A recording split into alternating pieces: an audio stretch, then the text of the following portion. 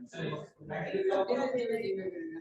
Student, CIT के online class में आप लोग का स्वागत है। और आज के क्लास में सीखने वाले हैं कि कौन कौन से ऐसे व्यापारी हैं जो अनिवार्य रूप से उनको रजिस्ट्रेशन कराना ही कराना होगा, भले ही उसका टर्नओवर कम क्यों ना हो। वो आज की क्लास में के करके स्टेप बाय स्टेप सीखेंगे, समझेंगे। प्लस जीएसटी में रजिस्ट्रेशन कराते वक्त जीएसटी में कितने उसके टाइप्स दिए गए हैं कि किस में रजिस्ट्रेशन करा सकते हैं लोग, वह आज की क्लासेस में एक एक करके स्टेप बाय स्टेप जानेंगे। तो चलिए पहले समझते हैं इसको।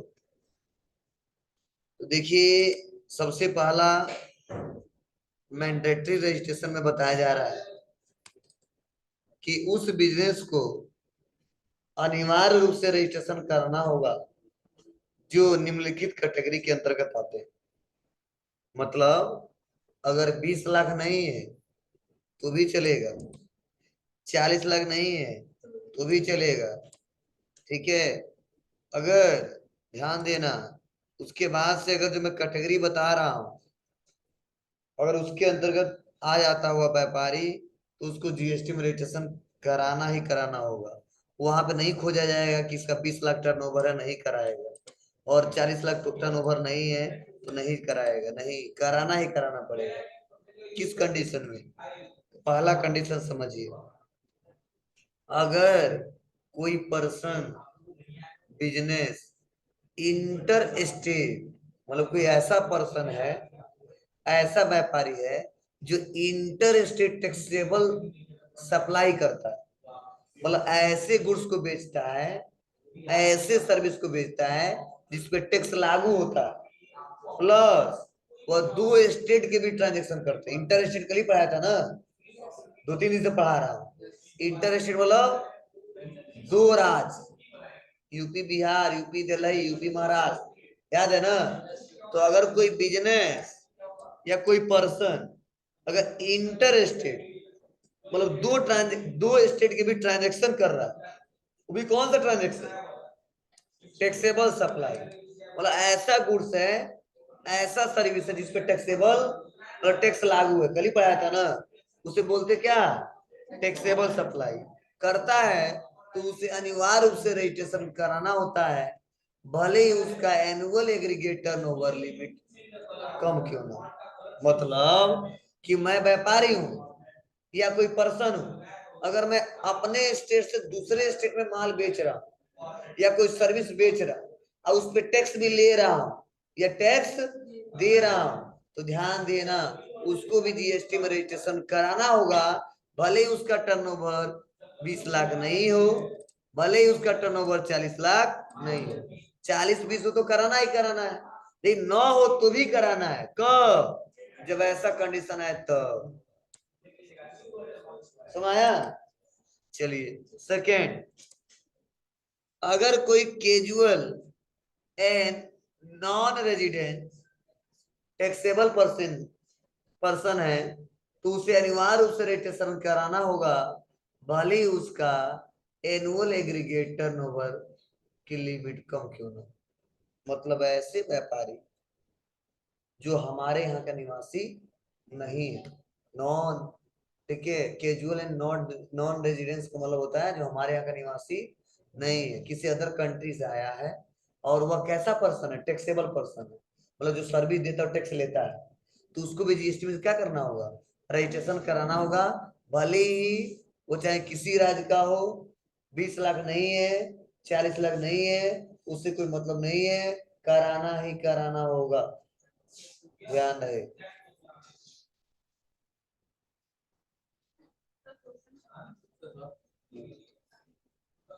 समय बात है, कोई दिक्कत?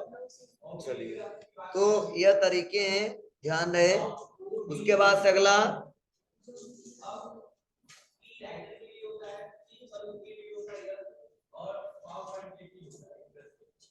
जो बिजनेस रिवर्स चार्ज मैकेनिज्म, जिसे बोलते आरसीएम के अंतर्गत टैक्स पे करने के लिए लायबल हो, उसे अनिवार्य रूप से रजिस्ट्रेशन कराना होता है, भले ही उसकी एनुअल एग्रीगेट टर्नओवर की लिमिट कम क्यों ना।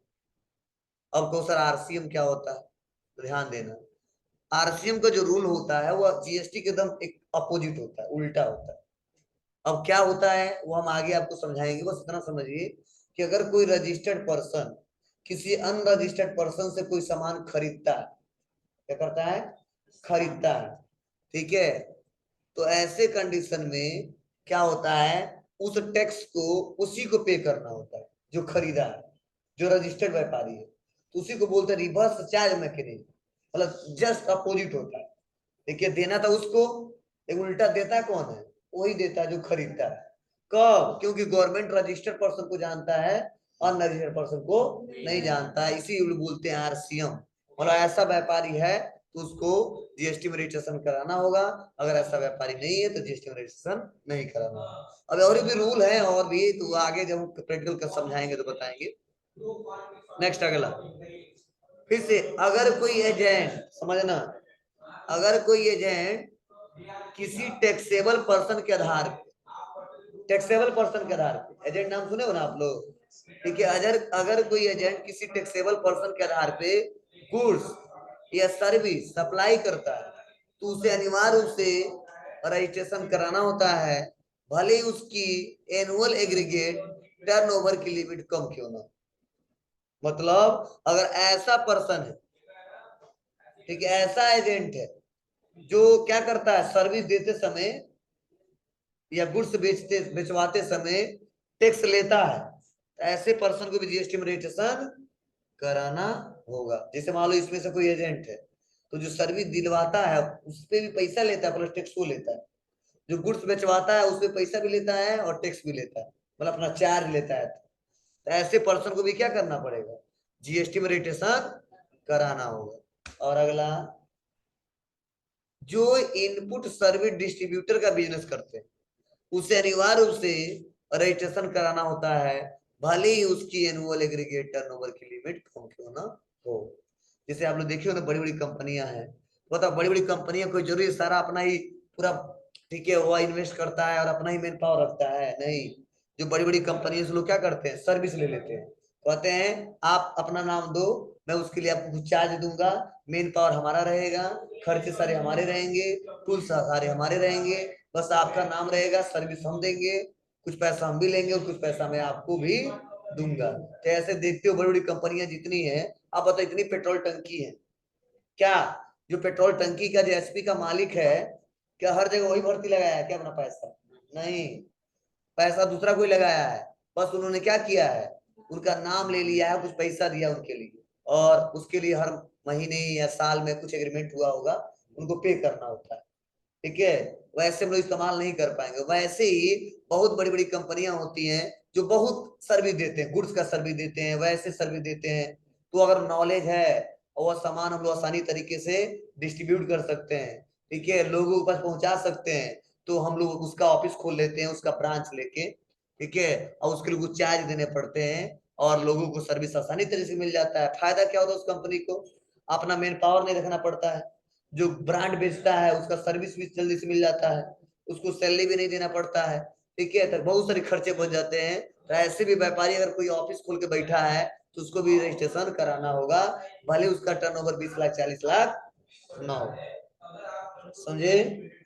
अगला, जो बिजनेस ई कॉमर्स प्लेटफॉर्म पे अपना व्यापार करते हैं, ई कॉमर्स वाले समझ रहे हो ना, इलेक्ट्रॉनिक व्यापार करते हैं इंटरनेट के माध्यम से, ठीक है, या ई कॉमर्स ऑपरेटर है, उन्हें अनिवार्य रूप से क्या करना होगा, रजिस्ट्रेशन कराना होगा, भले उसके एनुअल एग्रीगेट टर्नओवर की लिमिट कम क्यों ना। ई कॉमर्स प्लेटफॉर्म नहीं पता है, दिन रात उसी में लगे रहते हो, फ्लिपकार्ट, अमेजोन, मीशो, ये सब क्या है, ई कॉमर्स प्लेटफॉर्म है, जो व्यापार को कैसे चलाते हैं, ऑनलाइन चलाते हैं, डिजिटली चलाते हैं, एक तो बैठा ही है, ठीक है, ऑनलाइन खरीदते हैं, हम नहीं है, ठीक है, ऑनलाइन खरीदते हैं, वो ऑनलाइन सेल भी कर देता है और आपके घर पहुंच जाता है। बोलो क्या, फ्लिपकार्ट वाले के पास आप क्या करते हो, फोन करते हो, सामान के लिए ऑर्डर करते हो, सब कुछ नहीं, इंटरनेट पर जाते हो, सर्च करते हो, ऑर्डर करते हो, सारा प्रोसेस कंप्लीट हो जाता है। बोलिए, उसके दुकान पे जाते हो क्या, नहीं, यही से सब कुछ हो जाता है। तो ई कॉमर्स का मतलब क्या है, जो इंटरनेट से ही व्यापार अपना कर रहे हैं, ठीक है, इंटरनेट भी सामान दिखा रहे हैं, इंटरनेट भी सामान बेच दे रहे हैं, और आसानी अभी नहीं, इंटरनेट पे डिलीवर कर दे रहे हैं। ठीक है, ऑपरेटर्स रखे हैं। ठीक है, वो ऑपरेटर्स जाते हैं और उस सामान को क्या करते हैं, डिस्ट्रीब्यूट करते हैं, देते हैं, और उसके लिए कुछ चार्ज लेते हैं। तो ये तरीके हैं। और लास्ट है, भारत से बाहर की ऐसी कंपनी, मतलब भारत का कंपनी वो न हो, ऐसी कंपनी जो ऑनलाइन इंफॉर्मेशन और या डाटाबेस एक्सेस की सर्विस भारत के किसी भी ठीक अनरजिस्टर्ड पर्सन को देते हैं, मतलब ऐसा व्यापारी जिसका जीएसटी रजिस्ट्रेशन नहीं हुआ है, ऐसे पर्सन को ऑनलाइन डाटा स्टोर करने की अनुमति देता है, इंफॉर्मेशन स्टोर करने की अनुमति देता है, तो उसको भी रजिस्ट्रेशन कराना होगा, भले उसका लिमिट कम हो, उससे मतलब नहीं। जैसे मान लो हम लोग गूगल पे जाते हैं और अकाउंट बना लेते हैं, इंफॉर्मेशन रखते हैं, डाटा स्टोर कर रखते हैं। ठीक है, तो हम लोग जीएसटी में रजिस्ट्रेशन कराते हैं क्या? नहीं। और जितना प्लेटफॉर्म इस्तेमाल करते हैं सब भारत का ही है क्या? नहीं, अलग अलग कंट्रियों का है, अलग अलग एप्स इस्तेमाल करते हैं, अलग अलग वेबसाइट इस्तेमाल करते हैं। तो ऐसे सभी कंपनियों को ठीक है क्या करना पड़ेगा, जीएसटी में रजिस्ट्रेशन कराना होगा, अगर हमारे यहाँ व्यापार वो कर रहा है तो, और ऑनलाइन डाटा स्टोर करने की अनुमति दे रहा है तो, बस। और अगर इसमें से कोई नहीं हो तो यह वाला रूल लगाएंगे, 20 वाला और 40। और ये भी ना हो तो जीएसटी में रजिस्ट्रेशन कराने की जरूरी नहीं। समझ रहा है?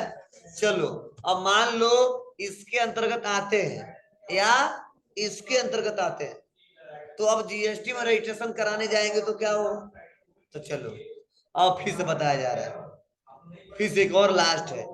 ऐसे बिजनेस जो टीडीएस डिडक्ट करते हैं उसे अनिवार्य रूप से रजिस्ट्रेशन कराना होता है, भले ही उसका एनुअल एग्रीगेट टर्नओवर की लिमिट कम क्यों ना हो। टीडीएस क्या होता है, आगे का टॉपिक हम एक एक करके डिस्कस करेंगे। भाई इतना समझना, टीडीएस इनकम पे कटता है, बड़ी बड़ी कंपनियां डिडक्ट करती हैं टीडीएस, क्यों करती है, क्या रीजन है, आगे का टॉपिक हम एक एक करके डिस्कस करेंगे। अब देखो, अगर यह सब इसके अंतर्गत आता है, या 20 लाख और 40 लाख है, तो उसके लिए कुछ रूल बनाए गए। अब हम यहाँ पे समझा नहीं पा रहे हैं आज, क्यों आपको सर, क्यों ऐसे ही करके समझा रहे हैं, रीजन यह है क्योंकि हमारा ये खराब हो गया, आज भी पता नहीं क्यों काम ही नहीं कर रहा है, तो कुछ लिख के समझा ही नहीं पा रहे, इसीलिए बस यहाँ से समझिए, कोई दिक्कत है तो पूछिए। मतलब हाँ, अरे घर पे ये रिकॉर्डिंग भी तो करना है, हमारे करो पढ़ाए तो कैसे जो ऑनलाइन ये पढ़ो कैसे समझेगा क्या पढ़ा रहे हैं, रिकॉर्डिंग का मतलब है। ठीक है, अच्छा पढ़ लो, समझ में नहीं आया तो बताना, मार्कर लेके आएंगे उधर। चलिए देखो, टाइप्स ऑफ जीएसटी, नहीं टाइप्स ऑफ डीलर।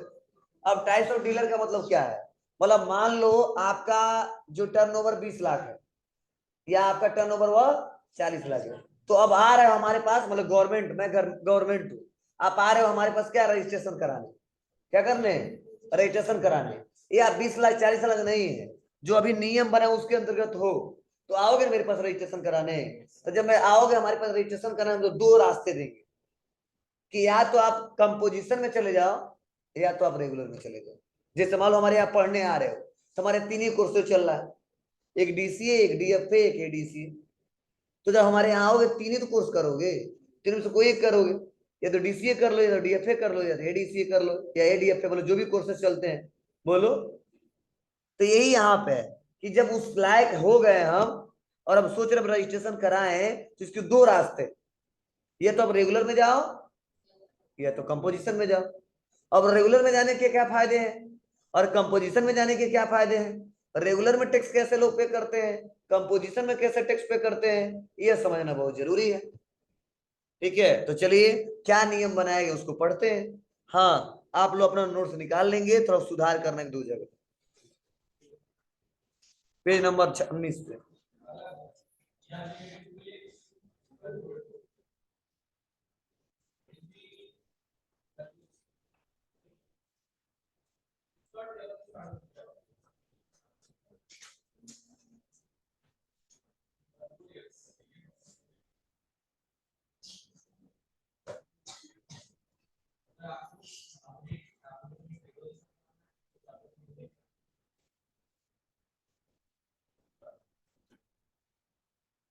हो गया जी?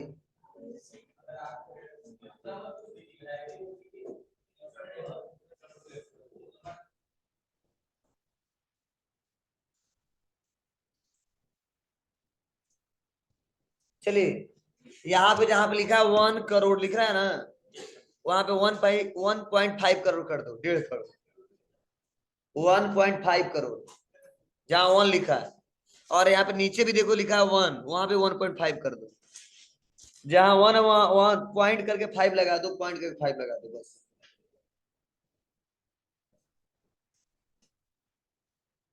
अब कुछ चेंजिंग नहीं करना है।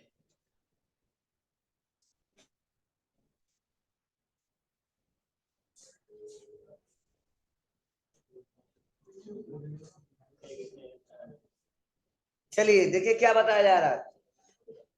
इसके लिए बोला जा रहा है ऐसे डीलर, ध्यान से सुनना, ऐसे डीलर जिनका एनुअल एग्रीगेट टर्नओवर 1.5 करोड़ रुपए से ज्यादा, कितने से है, 1.5 करोड़ रुपए से ज्यादा है, उन्हें अनिवार्य रूप से अपना रजिस्ट्रेशन जीएसटी की रेगुलर स्कीम में कराना होता है। मतलब आप एक व्यापारी हो मान लो, और जब रजिस्ट्रेशन कराने आओगे हमारे पास, तो आपका साल भर का अगर टर्नओवर 1.5 करोड़ से ज्यादा है, कितने से, 1.5 करोड़ से ज्यादा है, तो मैं यह क्लियर करके रखा हूं, गवर्नमेंट ने क्लियर करके रखा है, यह रूल बना के रखा है कि जब आप रजिस्ट्रेशन कराओगे तो आप रेगुलर स्कीम में ही जाओगे, इसके लिए दूसरा ऑप्शन आपके लिए नहीं। समझे? तो ध्यान देना। अब देखो फिर से बता रहा है कि ऐसे डीलर को अपना टैक्स मंथली या क्वार्टरली जमा करना होगा। मंथली मतलब हर महीने वो जमा कर सकते हैं, और क्वार्टरली मतलब 3 महीने पे एक बार जमा कर सकते हैं। मतलब इसके लिए 2 ऑप्शन दे दिए गए। क्या ऑप्शन दिए गए? या तो हर महीने में चाहेगा तो टैक्स पे कर सकता है, या 3 महीने के एक बार इकट्ठा करके टैक्स पे कर सकता है, लेकिन बताना पड़ेगा क्या कर रहा है। तुम्हारी बातें। फिर से अगला है, ऐसे डीलर को टैक्स कैलकुलेट करने के लिए निम्नलिखित फार्मूले का प्रयोग करना होता है, और 1 जनवरी 2021 से क्यूआरएमपी स्कीम के अंतर्गत क्वार्टर रिटर्न भी फाइल कर सकते हैं। मतलब पहले क्या होता था, केवल मंथली टैक्स पे करते थे कौन, रेगुलर डीलर। अब क्वार्टर कब से आने लगा, 1 जनवरी 2021 में, और एक स्कीम लाया गया, उस स्कीम का क्या नाम रखा गया, क्यूआरएमपी, और इसके अंतर्गत क्वार्टर रिटर्न भी फाइल कर सकते, मतलब 3 महीने पे एक बार भी रिटर्न फाइल कर सकते हैं। पहले ऐसा रूल नहीं था। किससे पहले, 2021 से। और 17 में जीएसटी आया, मतलब 17 से लेकर 21, मतलब 4 साल ऐसा रूल नहीं था, हर महीने लोग पे करते थे। लेकिन जैसे 4 साल पूरा हुआ, किस हुआ, उसको चेंज करके लोग बोले कोई बात नहीं, व्यापारी थोड़ा परेशान हो जा रहे हैं, हर महीने भी कर सकते हैं और 3 महीने में एक बार भी कर सकते हैं, लेकिन ध्यान देना करेंगे। लेकिन अब कह रहा ईयर टैक्स कैसे पे करेगा, तो बताया जाता है कि GST payable equal tax liability. अब मत पूछना सर टैक्स लाइबिलिटीज क्या होता है, पढ़ाया था ना।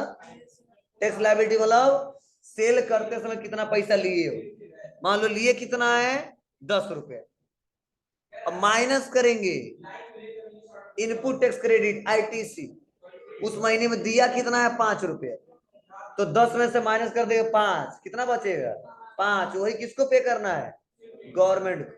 लेकिन अगर लिया है 20 रुपया और दिया है 40 रुपया, तो -20 रुपया आ जाएगा, तो उस महीने में हमको पे नहीं करना है, गवर्नमेंट भी नहीं पे करेगा आपको, कहेगा अगले महीने फिर से बेचोगे ना तो उससे एडजस्ट करूंगा। मतलब सरकार कहता कि जब आपका पैसा ज्यादा होगा तो अगले महीने में हिसाब करना, एडजस्ट करूंगा, और अगर हमारा ज्यादा होता है तो उसी महीने पे कर देना, और एक दिन लेट होगा तो पेनाल्टी लूंगा, कितना, 50 रुपया।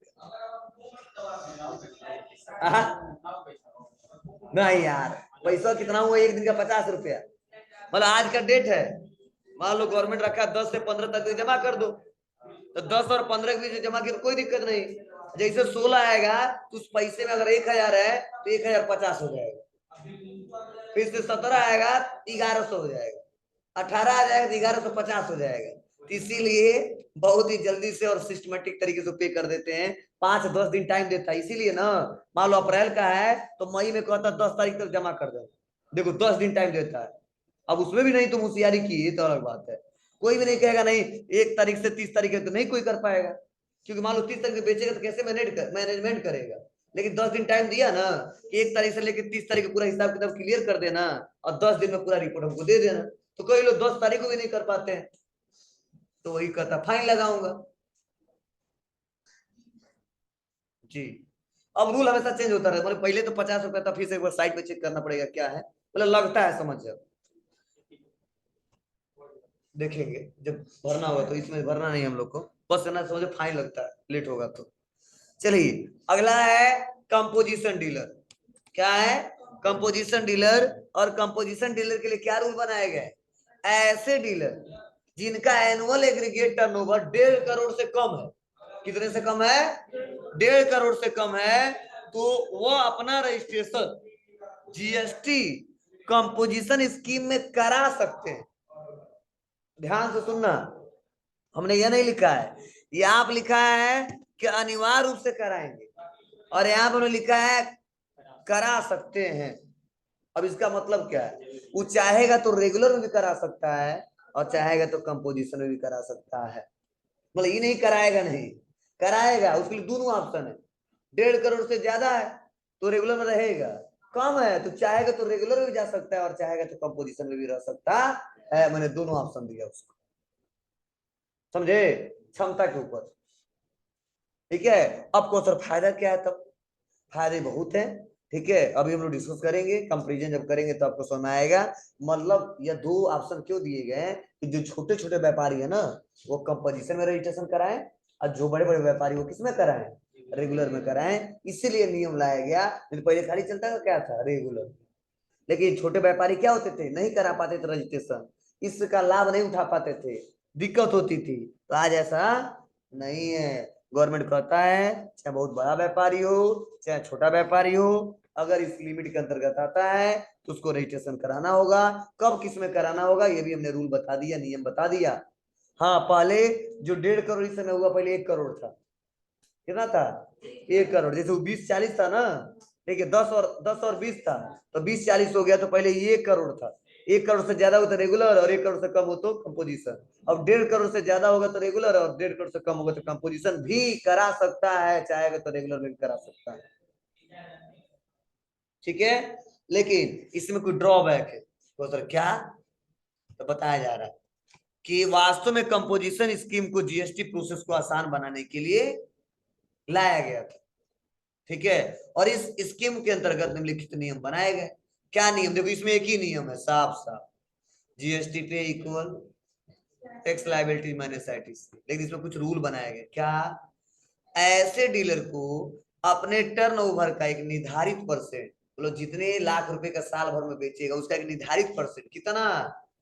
1% ही टैक्स के रूप में गवर्नमेंट को जमा करना पड़ता है। मतलब यह व्यापारी कितना खरीदते समय दिया है और बेचते समय कितना लिया है, यह सब हिसाब किताब नहीं देना होता। बस क्या देना होता है? साल भर में कितने लाख रुपए का बेचा है, कितने करोड़ का बेचा है, अब बस उसी का कितना परसेंट ले लेता है गवर्नमेंट? 1%। रूल है, रट लेना। अगला है कि ऐसे डीलर को न तो डिटेल रिकॉर्ड मेंटेन करने की जरूरत पड़ती है और न ही टैक्स इनवॉइस इशू करने के लिए आवश्यक रूल और प्रोसीजर फॉलो करना पड़ता है। ध्यान से सुनना, मतलब जो रेगुलर वाला है ना वो हर महीने रिकॉर्ड मेंटेन करेगा, कितने का खरीदा, कितने का बेचा, कितना माल पड़ा हुआ है, वह करेगा कौन? रेगुलर वाला।